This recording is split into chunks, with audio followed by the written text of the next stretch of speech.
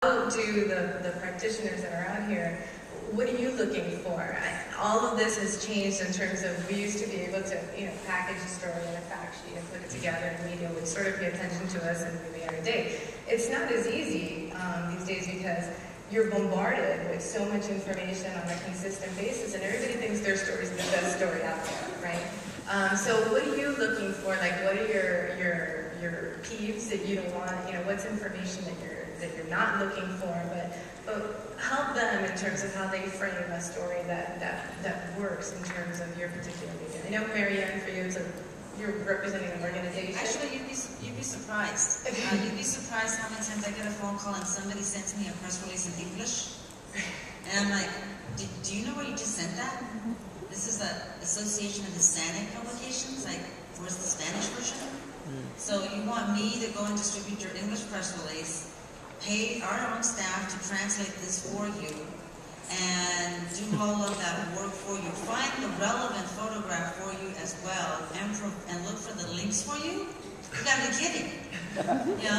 Why don't you send that all together? I mean, if you're gonna provide it and develop it for everybody on the different platforms, then you go back and you customize and you send the pieces that you have to send. But so still today, with all the technology, you're still getting it. It just amazes me, and so I tell people, the newspapers are small businesses. You want to get at the top of the list of getting in there?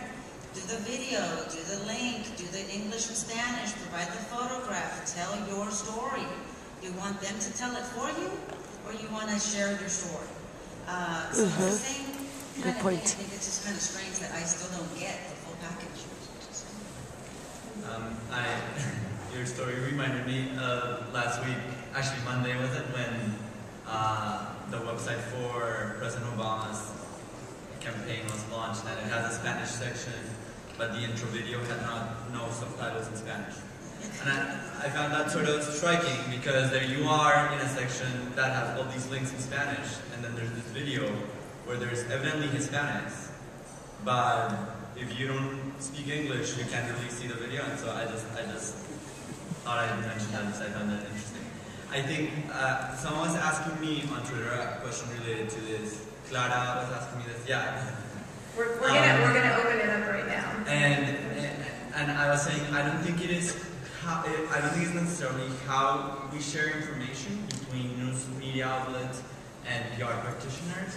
I think it is more the kind of information that we have. So sometimes I get, this million paragraph emails. You know how many emails this thing gets? It's outrageous. And so and people have these formats that I know are like the traditional formats.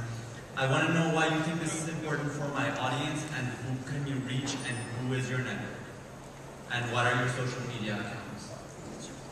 Because if I have to do the work to try to figure out how this connects to my own audience, that is already one more step that you as a PR practitioner didn't want me to have to take.